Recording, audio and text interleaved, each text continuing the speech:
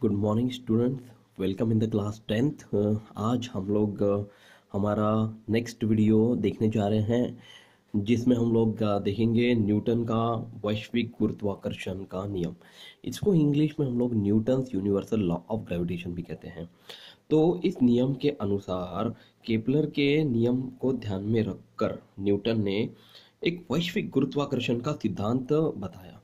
वो सिद्धांत बेस्ड था इस फॉर्मूले पर, F समानुपाती m1 m2 बटे डी का वर्ग, मतलब F बराबर G गुना m1 m2 बटे डी का वर्ग। तो देखिए बेटा, यहाँ पे m1 m2 d और F क्या है ये हम लोग सबसे पहले जान लेते हैं। ये देखिए यहाँ पे दो पिंड रखे गए हैं m1 और m2। ये कुछ सीमित दूरी पर रखे गए हैं, वो दूरी यहाँ पे d है और दोनों एक दूसरे के ऊपर बल आकर्षित कर रहे हैं, जो कि जिसको हम लोग गुरुत्वाकर्षण बल भी कहेंगे। वो है बेटा इनके बीच वाला गुरुत्वाकर्षण बल हम लोग F से डिनोट करेंगे। तो इन दोनों द्रव्यमान जो हमने पिंड लिए हैं, इन दोनों पिंडों के द्रव्यमान हैं, एक पहले पिंड का m1 है, दूसरे पिंड का m2 है और इन दोनों के बीच की दूरी d है। इसके आधार पर बल प्रयुक्त हो रहा है दोनों एक दूसरे के ऊपर। वो बल यहाँ पे हमने कैलकुलेट किया हुआ है, वो फॉर्मूले से यहाँ पे दिया गया है F समानुपाती m1 m2 बटे डी का वर्ग। तो देखिए ये सिद्धांत के अनुसार ये यहाँ पे क्या कहा गया है। देखिए स्टूडेंट, यहाँ पे मैंने लिखा हुआ है F समानुपाती m1 m2 और F प्रतिलोमानुपाती d का वर्ग। तो इसका मतलब ये होता है कि विश्व में मौजूद कोई भी पिंड दूसरे पिंड को अपनी ओर तब आकर्षित करता है जब दोनों पिंडों के बीच में उनके द्रव्यमानों का गुणनफल समानुपाती होगा उसके ऊपर आकर्षित होने वाले प्रयुक्त किए जाने वाले बल के समानुपाती होगा और उनके बीच की दूरी का वर्ग प्रतिलोमानुपाती होगा उसी बल के अनुसार। तो यही सिद्धांत आपको कॉपी में बताया गया है। इन दोनों को यदि जोड़ा जाए तो यही हमारा गुरुत्वीय बल, गुरुत्वाकर्षण बल बन जाता है बेटा F समानुपाती दोनों पिंडों के द्रव्यमानों के गुणनफल बटे उनके बीच की दूरी का वर्ग, यानी कि d का वर्ग से। तो यही सिद्धांत यहाँ पे बताया गया है। देखिए यहाँ पे क्या लिखा है। सिद्धांत के अनुसार विश्व का प्रत्येक पिंड अन्य प्रत्येक पिंड को निश्चित बल द्वारा आकर्षित करता है। यह बल आकर्षित करने वाले पिंडों के द्रव्यमानों के गुणनफल के समानुपाती होता है तथा उनके बीच की दूरी के वर्ग के प्रतिलोमानुपाती होता है। तो ध्यान में आया स्टूडेंट्स, आप लोग को क्या करना है, ये सिद्धांत को अच्छे से याद रखना है। यह सिद्धांत परीक्षा में पूछा जाता है बेटा।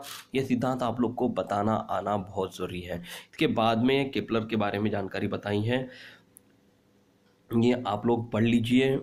इसके बाद हम लोग चलते हैं इन पिंडों के बारे में जानकारी लेने के लिए। तो आकृति में m1 और m2 द्रव्यमान वाले दो पिंड दिखाए गए हैं। उनके बीच की दूरी है, दो पिंडों के बीच गुरुत्वीय बल F है और गणितीय भाषा में उनको F समानुपाती m1 m2 बटे डी का वर्ग लिखते हैं। मतलब F बराबर G गुना m1 m2 बटे डी का वर्ग, इस तरह से हम लोग लिखेंगे। यहाँ पे G एक ग्रेविटेशनल कांस्टेंट है बेटा, जिसको हम लोग स्थिरांक कहते हैं। जैसे वैश्विक गुरुत्वीय स्थिरांक भी इसको कहा जाता है। तो यहाँ पे कुछ जानकारी बताई गई है, ये जानकारी आप लोग पढ़ लीजिए। इसके बारे में आप लोगों को बताया गया है कि कोई भी गुरुत्वाकर्षण, वैश्विक गुरुत्वाकर्षण का नियम जो कि न्यूटन ने सबसे पहले हम लोग को बताया था, वो नियम आप लोगों को क्या फॉर्मूला बता रहा है, इसके बारे में आप लोग को बहुत अच्छी जानकारी यहाँ पे दी गई है। इसके बाद हम लोग हमारे अगले भाग की तरफ चलेंगे। अगला भाग है हमारा गुरुत्वाकर्षण नियम बताते समय बल दूरी के वर्ग के प्रतिलोमानुपाती होता है। और ऐसा प्रतिपादन न्यूटन ने किस आधार पर किया? तो न्यूटन ने जो आधार पर केपलर्स के नियमों के आधार पर ये प्रतिलोमानुपाती जो वर्ग की दूरी होती है, इसके आधार पर गुरुत्वाकर्षण नियम बताते समय उन्होंने केपलर के नियम का उपयोग लिया था। उसके लिए उन्होंने केपलर के तीसरे नियम की सहायता ली थी।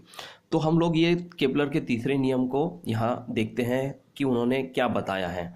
ठीक है, देखिए हमने यूनिफॉर्म अभिकेंद्री बल इसके पहले वाले वीडियो में देखा हुआ है बेटा, जिसको हम लोग एक समान वृत्ताकार गति यानी कि यूनिफॉर्म सर्कुलर मोशन भी कहते हैं।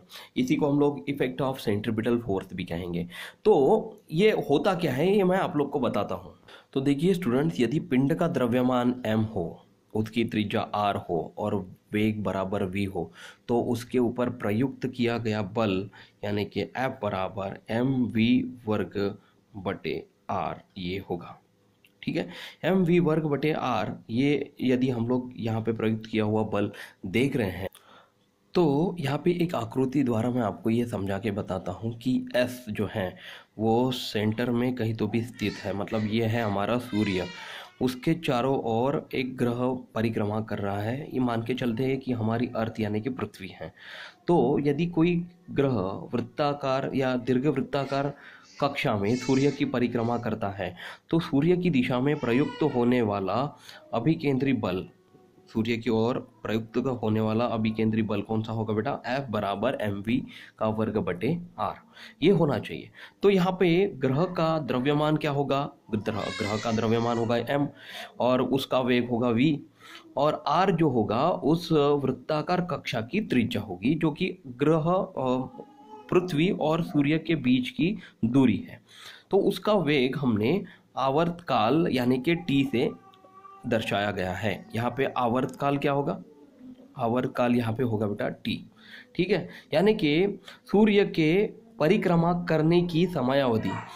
ठीक है, तो हम लोग यहाँ पे ग्रह द्वारा एक परिक्रमा में तय की हुई दूरी हम लोग यहाँ पे लेंगे। जैसे ई यहाँ से ये अर्थ जो है यहीं से शुरू होकर यहीं पे आकर रुक गया, तो हम लोग वृत्त की परिधि इसको मानकर चलेंगे। तो वृत्त की परिधि का सूत्र क्या है? वृत्त की परिधि का सूत्र है बेटा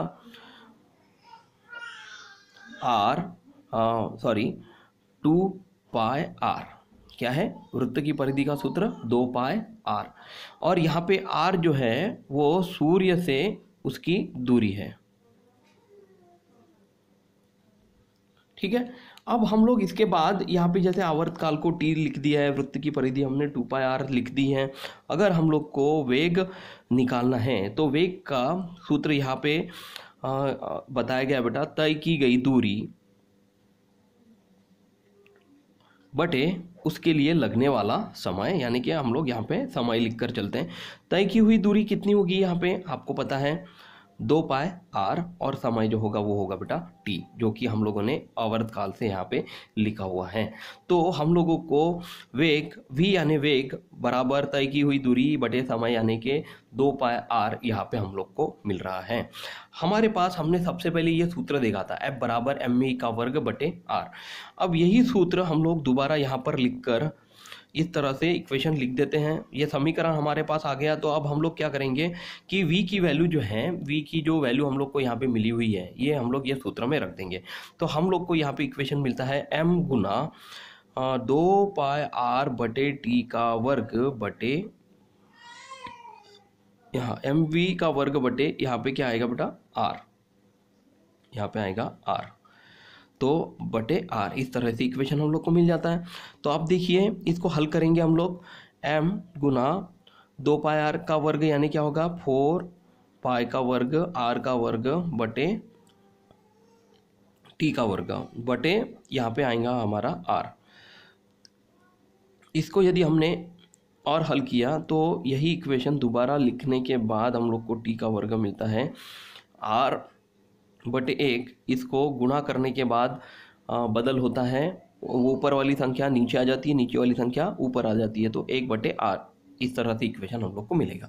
अब देखिए r का वर्ग और r कैंसिल हो जाएगा, तो हमको यहाँ पे इक्वेशन क्या मिल रहा है? 4m पाई का वर्ग r बटे t का वर्ग। इस तरह से हम लोग को इक्वेशन मिलेगा, क्योंकि r वर्ग यानी कि r गुना r, तो यहाँ पे एक r कट जाएगा, r गेट कैंसिल, तो हम लोग को एक r यहाँ पे बचेगा। और इसको स्टैंडर्ड फॉर्म में मैंने लिख के हमने 4 जो नंबर होता है सामने लिख लिया है, m पाई का वर्ग और बचा हुआ r मैंने यहाँ पे लिखा बटे t का वर्ग। इस तरह से इक्वेशन मैंने लिख लिया है। तो ये जो इक्वेशन है इसमें हम लोग को केपलर के तीसरे नियम का भी उपयोग करना है बेटा। तो केपलर का तीसरा नियम आपको याद होगा, इसके पूर्व वाले वीडियो मैंने आप लोग को बताया था। देखिए यहाँ पे मैंने केपलर का तीसरा नियम लिखा हुआ है बेटा, टी का वर्ग समानुपाती आर का घन। यहाँ पे टी जो है वो हम लोगों ने आवर्तकाल लिखा हुआ है, और आर जो है वो सूर्य और पृथ्वी के बीच की दूरी हमने यहाँ पे ली हुई है ना। तो इसी को अगर हमने सॉल्व किया तो के बराबर टी का वर्ग बटे आर का घन, इस तरह से इक्वेशन आप लोग को मिलता है।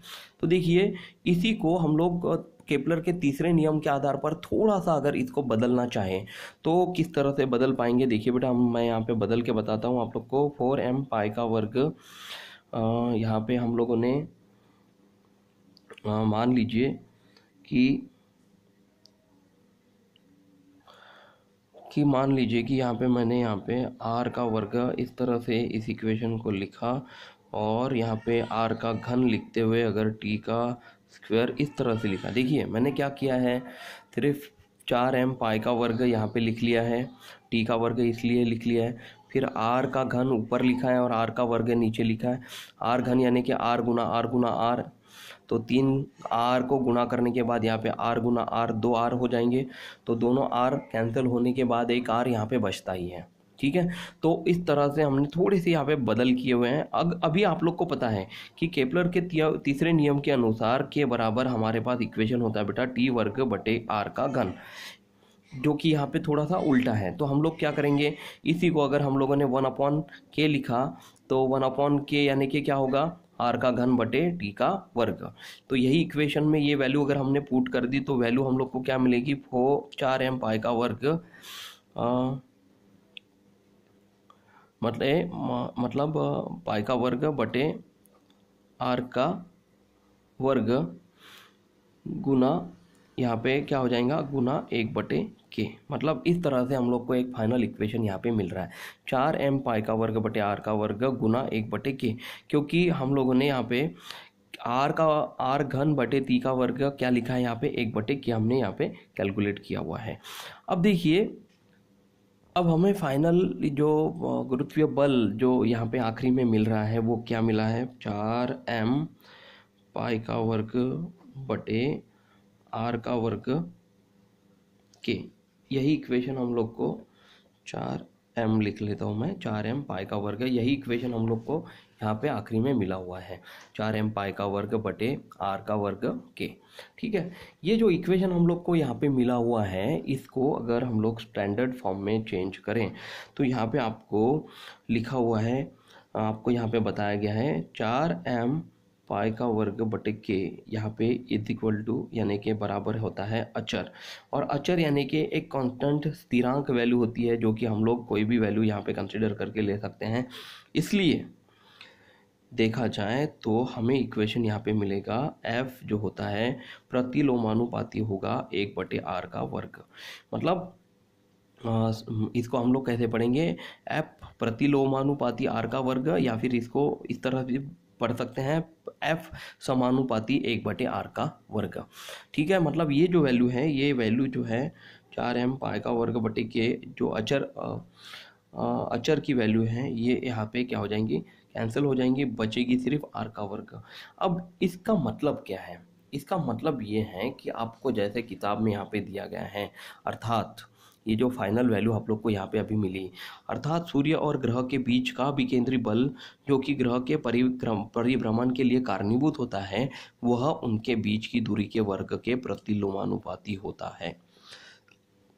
मतलब ये एक अभिकेंद्री बल है जो सेंटर द्वारा उत्पन्न होता है दो पिंडों के बीच में, सूर्य के बीच में और उसके चारों ओर घूमने वाले ग्रह यानी कि पृथ्वी या कोई अन्य ग्रह के भी बीच में, जो ग्रह उसके चारों ओर परिभ्रमण करता है, परिक्रमण नहीं परिभ्रमण कर रहा है, उसके लिए ये जो बल है वो कारणीभूत साबित होता है। उसके बीच की दूरी के वर्ग के प्रतिलोमानुपाती यह बल होता है, यही गुरुत्वीय बल होता है तथा वह दूरी के वर्ग के प्रतिलोमानुपाती होता है, ऐसा न्यूटन ने निष्कर्ष निकाला था। और गुरुत्वाकर्षण बल प्रकृति के अन्य बलों की तुलना में अत्यंत क्षीण होता है। है ना, जो कि हम लोग को दिखता है नहीं परंतु होता तो है, परंतु वह संपूर्ण विश्व का नियंत्रण करता है। इसीलिए हम लोग हवा में नहीं उड़ रहे हैं, हम लोग ज़मीन पर चल सकते हैं, क्योंकि हमारे पास हमारे पृथ्वी के अंदर कौन सा बल है, गुरुत्वाकर्षण बल है, जिसकी वजह से चंद्रमा भी हमारे गुरुत्वाकर्षण बल से पृथ्वी को परिभ्रमण और परिक्रमण ये प्रक्रिया करता रहता है और विश्व का भविष्य निश्चित करता है। ग्रह, तारे व विश्व के अन्य घटकों के प्रचंड द्रव्यमान के कारण यह संभव हुआ है। इनका जो द्रव्यमान है वो सबसे ज़्यादा प्रचंड होता है। तो आशा करता हूँ ये वीडियो आप लोग को पसंद आया और यहाँ तक जितना पोर्शन मैंने आप लोग को पढ़ाया हुआ है, लिख के दिया है, ये सब लोग आप लोग क्या है कि आज जो वीडियो में हमने देखा वो आप लोग पढ़ के देखिए। इससे पढ़ने के बाद और अच्छे से आप लोग को समझ में आ जाएगा कि जो पोर्शन हमने यहाँ पे देखा हुआ है उसका मतलब क्या था। ठीक है, तो यहाँ पे एक सूर्य जो है उसके चारों ओर परिक्रमा करने वाला ये ग्रह मैंने आप लोग को बताया था, पिंड का द्रव्यमान, और इससे हम लोगों ने आखिरी में एक बल यहाँ पे कैलकुलेट किया हुआ है। और आखिरी में हम लोग को जो बल कैलकुलेट करके जो वैल्यू मिली थी वो वैल्यू हम लोग को ये फार्मूले से मिली बेटा, F बराबर 4m पाई का वर्ग बटे r वर्ग के, जो कि यहाँ पे 4m पाई वर्ग बटे के ये अचर वैल्यू लेने के बाद हम लोग को आखिरी में जो इक्वेशन मिलता है, जो समीकरण हम लोग को मिलता है वो है F प्रतिलोमानुपाती r का वर्ग, जो कि इसी को हम लोग F समानुपाती 1/r का वर्ग भी पढ़ सकते हैं। ये मैंने आप लोग को चीज़ बताई गई है। अभी ये वीडियो आप लोग को नहीं समझ में आया होगा तो 1 या 2-3 बार आप लोग इसको देख के और अच्छे से समझ सकते हैं। और मेरी आप लोगों से एक इच्छा है कि आप लोग अभी तक जितना पोर्शन हुआ है रेगुलरली पढ़ते रहिए, उसकी स्टडी करिए और जो रिटर्न पोर्शन है वो लिख कर रखिए और सबसे इम्पोर्टेंट अपना खुद का ख्याल रखिए। Thank you class, thank you so much, bye.